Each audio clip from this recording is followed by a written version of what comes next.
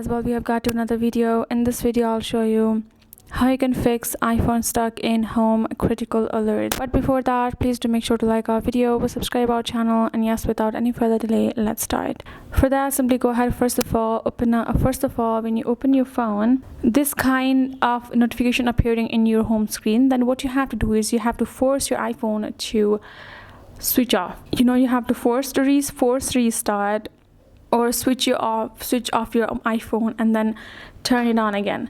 So for that, what you're going to be doing is simply going to go ahead. You have to press and release the volume up button from over here. You can see it will be on this side, and then you have to press and release your on and off button. Let me do it for you. You shall be able to find this kind of screen. You can see the slide to power off.